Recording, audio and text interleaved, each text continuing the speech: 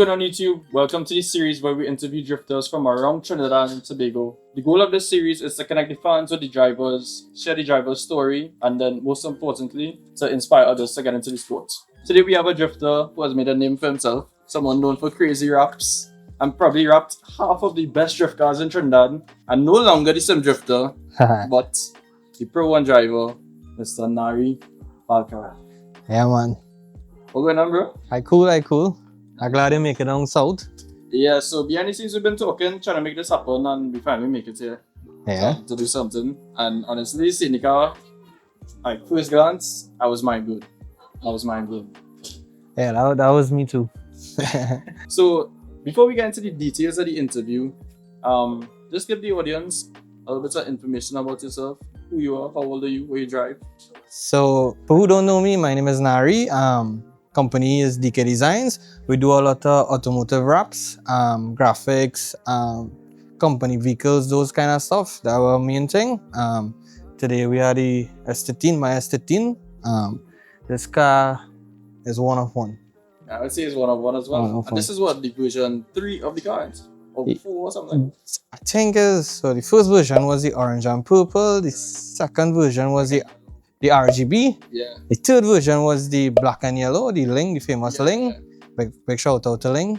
And this could be the fourth version, which is the big surprise. That's what I'm saying, because when this dropped on social media, I was like, wait.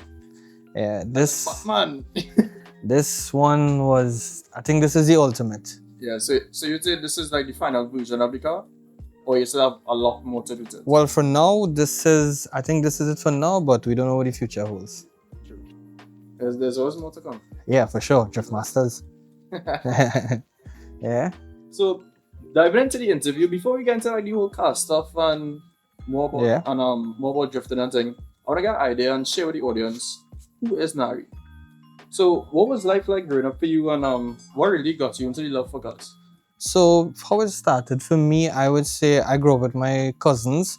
They went to a lot of drag racing back then. I always grew up around cars. However, I never really liked drag racing until a couple years after drifting became a thing. And then I was like, yeah, I really like that. But again, I wasn't fortunate enough to say my parents would buy a car for me and I could get into it. So I had to basically work my way up. So before I actually owned a car, I started off with sim. Right. And that's why I get the name the Sim Drifter. Yeah. So I started on the sim, and then after I was fortunate enough with a lot of sponsors, guys who come by me to do work. Yeah. I threw out the items. I was like, hey, we're going to build a drift car. Well, I'm going to build a drift car. I want to know if you guys could come on board. And a lot of them was really on board with it. So they helped build the first version of the car. I never drifted in my life, but I always around it. Yeah. I had friends who used to drift. I always in it, so I know what it is. And then we built a really good car, and then we went on first day on the track and actually killed it. So for a lot of young fellas who want to know if they get into sim drifting, I honestly would say it is the best thing to do, because it's not easy to build a pro level car. Yeah. Right? So, and tires expensive, everything expensive. So the best thing you could do is start off with a cheap sim. You don't need no overkill sim. You just want to learn the basics of going left to right, how to clutch, when to stop. That is one of the best things to start off with a sim, and eventually you could gradually get into getting a car. And from there, you don't need anybody. From there, you figure it out on your own. All you need is a good working engine and you're good to go. Yeah. So you said that you gravitated more towards the drifting than the drag racing. But like, what exactly hooked you on the drifting? Was it like a specific driver out there or something? Yeah, for sure. So I started off watching Formula Drift and seeing James Dean. That was my idol, and that is why I was like, yeah, that is what I want to do.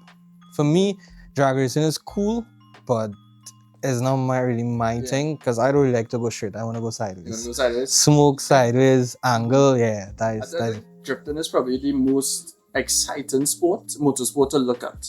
Yeah, it is, and eventually it's going to get way more bigger than it is right now. It is actually taking off a lot faster than you think. In a couple of years from now, everybody would want a drift car, because two things: you don't need no 1,000 horsepower. Yeah. You don't need too much, you could start off with the basics and you could get enjoying yourself. Going, a lot of guys who don't come all field, they usually go in the hole or anywhere they find and they enjoy themselves. And when you say the hole, in Mexico? no. So you mentioned that the S13, this was the first drift chassis. Yeah, the first drift car I ever owned. So why did you choose the S13? Why? Oh, it was like a school dream of owning a S chassis. I always like a S chassis, especially the S13, this model. And the engine setup? Well, yeah, RB for life. RB for life? Yeah, So J is not the way? I wouldn't say it's not the way, but you can't beat a RB song. I would agree with that. The RBs do sound a lot better than the JZs in my opinion. Me personally, if I would say it's a 50-50. If I had to go J, I would have, but the RB was available at the time and I ended up going that way, and then I ended up stick with it forever since. But again, if I had the opportunity back then to go J, I would have went that way. But it's not the personal to say J is better than RB. It's just a personal thing. I like RBs. Right. RBs, for life. Yeah. How much engines did you want to? Probably like 6 engines and 6 gearbox. And all of those are RB? Yeah. So, same engine, always breaking, and we keep rebuilding until we say, you know what, we need to go to the extreme. So what was the weak link in the engines? Basically, I would say as a driver, as you grow more, you tend to want to go faster, you want to throw more angle, and then a stock engine can't really take all that. So you start to go, you wouldn't have the money to go like a full 1,000 horsepower build. So you start to do small things and realize it wasn't working. So eventually you gravitate to the Billa block, a Billa head, and like that, you end up getting to ways now. So right now, the car behind us, this is, like I say, version 4. Yeah, this is version 4. So I would assume from when it was initially started to now, there were like certain goals that you intended to meet every time you did a different version of the car. What's the goals for this version? So the goal for this version, I would say, is a dream. Because for me, this is something I always want and I always wanted to achieve. This look, this style, everything you see there is what I wanted to achieve. And it takes time. Because the first version is, yes, it was the dream to own the S13, but at that level, and as you grow in the sport and you grow and you see like, okay, so you see like Formula Drift and Drift Masters, and you see the level of that, you want to bring your car to that level now. So you started small and you keep elevating. So from version 1 to version 4 is an elevation of growing the car better and better and better till it reached the level that I wanted it to. I agree. And something that I really admire about this car in particular is everything is not just off-the-shelf parts. It have a lot of custom. Oh yeah, for sure. Yeah. I think that's what really makes builds unique in my opinion. Yeah, it does. But with custom pieces and custom things, it takes a lot of time. Every single thing takes time. It really does take a lot of time. Yeah. So you mentioned sponsors, right? Mm-hmm. Let's talk sponsors for a minute. So some people don't really understand how to really get sponsors, and that's the clarity that I would like to provide to them, right? Mm-hmm. So was it because you collaborated with them or did work with them is why those conversations came up? I would say on my part, yeah, but I could tell you, getting a sponsor is not about like Valvoline sponsors the car with oil, but it's just not like it is taking oil from me. You had to be at events, you had to be pushing the brand again, like Unlimited Tires, Nankan. He sponsored tires, but you can't just take tires and not go to an event, not promote that the tire is a good brand, or even try to get your friends or people who involved in the sports to go to them to say, hey, look, I want to get the NS2Rs, like that to go. So like I use VR1 in the engine from ever since, and it works really good. We have no oil problems, and I would tell anybody if you want good lubricants, Valvoline is the way. Again, I would tell anybody if they want tires, Nankan is the way. So you need to. So having a sponsor is just not about you going by them again something from them. You had to work for them. Yeah, like Mata Imports, anything I need for this car, he supports. I could go by him and take up whatever I want, and he supports. Ling, they always back us. They always make sure we need where we need to be and do what we need to do. In terms of transport. Like I would say financial wise, they've been supporting us really, really good. Because they're our main sponsor. We push their brand. Ling is a really good company, They do a lot of offshore and inland stuff, and they like young people doing good things. Yeah. And once you do good things will happen. So for men who want a sponsor, it's not about going in the road and showing off your car, working and spinning on every single junction. No, it's not about that. It's about being an adult, doing the right things, taking the right step. So it have a lot of guys would bash and say, well, he gets sponsored this and that, but it's what you do to get a sponsor. If you do the right things and you promote your sponsor the right way, you would definitely get a sponsor. Yeah, I think that's the perfect answer. So my thing is, Trinidadians like, welcome to Davy.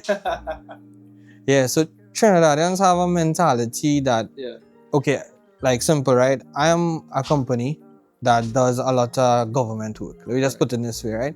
You ask me for a sponsor. I say, okay, no problem. I give you the sponsor.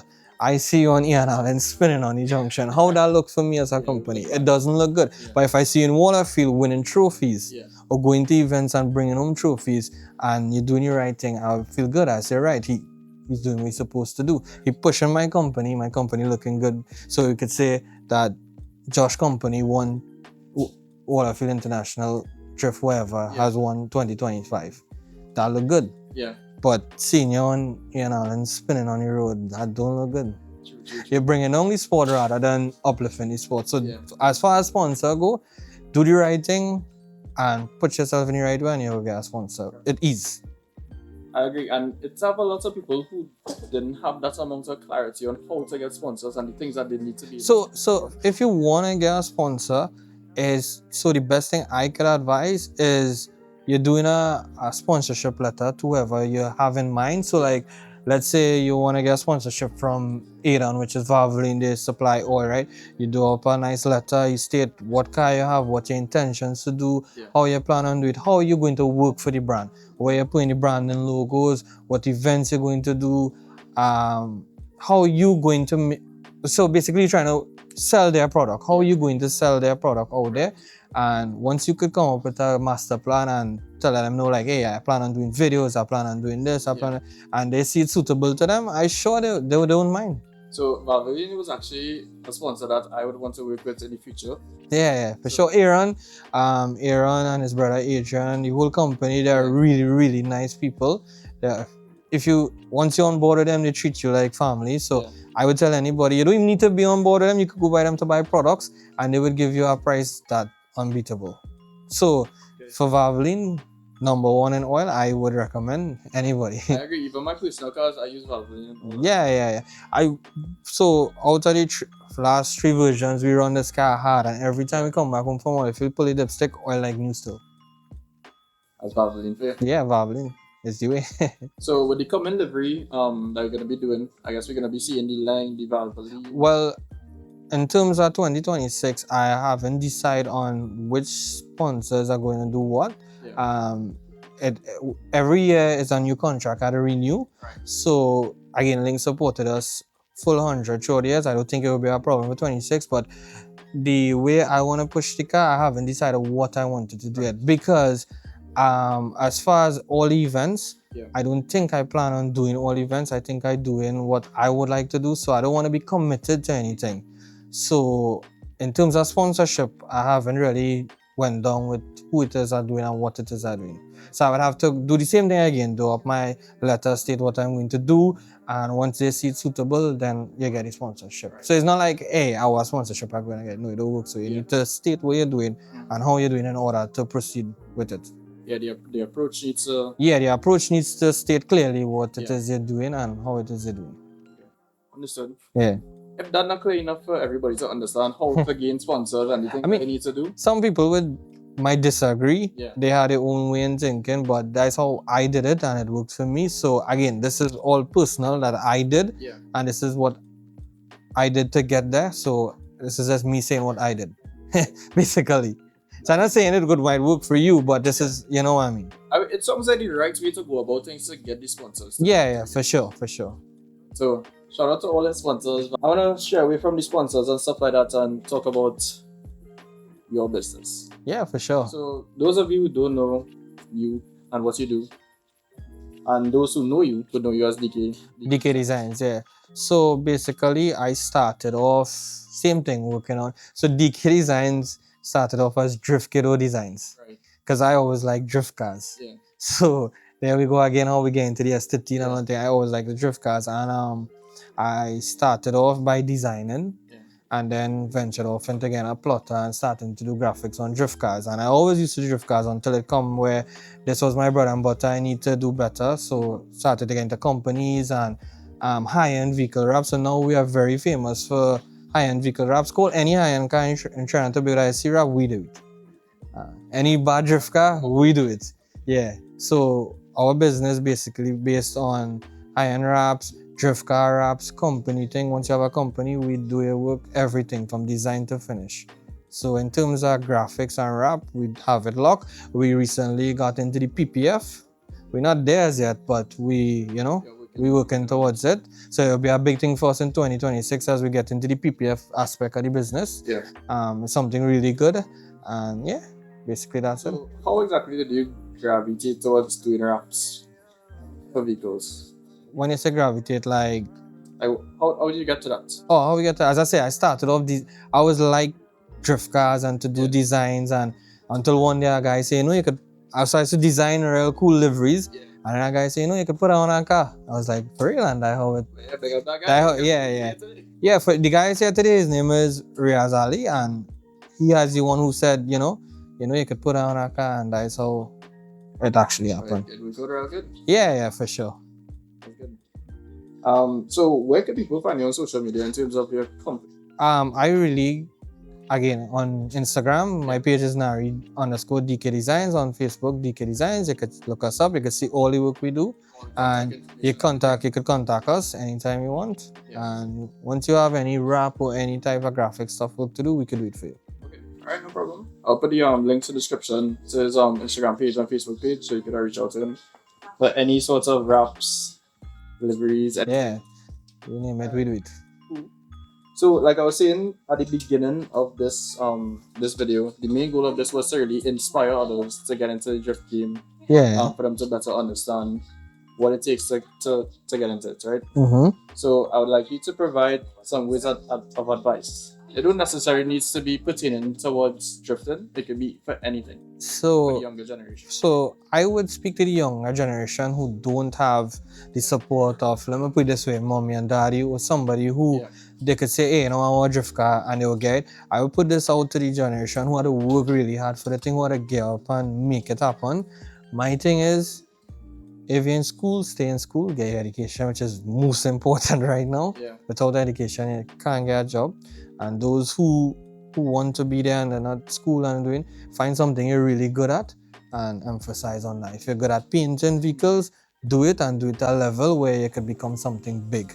Because everybody starts from something from small and they reach where they is today. So whatever you're good at, even if it's baking cake or any selling cars, wherever you stick at it, do what you have to do, and drift car will come. Your business is more important, and making money to support your lifestyle is more important. Yeah. Once you reach a level in life that you have your business good and you're making an income every day, these things can come very easy. But if you focus on just buying a drift car and not thinking about your future, well, it ain't going to work out fair. So what you want to do is find what you're really good at, emphasize on that, and you can succeed with anything in life. I agree. That is the best advice I could give anybody. That's some powerful words of advice. Yeah, because some people are good at books, some people are good at trades, people are good at anything. So whatever you find you good at, you do that, brother, and you could reach real fine life. I was good at designing, and look, today I have a business, I have a nice car, everything takes time. You're not like, okay, what drift car going to come in 2 months, whatever. No, every single thing takes time. Patience is key. But always have a dream and a goal, and you will succeed. Yeah, I like that. I like that. Alright guys, so we're gonna wrap up this video here now. Like I said, we're gonna put the links in the description to all of his social media platforms, so you could reach out to him at any time. But anyways, thanks you guys for watching. Don't forget to like, comment, and subscribe. many likes we shooting for on this video? I don't know, probably like 300-400. 400? Yeah. Alright, if this video get 400 likes, Nari say he will let me drive the S13. You don't even need 300-400. You can just drive it. Go ahead, drive it. Just drive it. Yeah, yeah.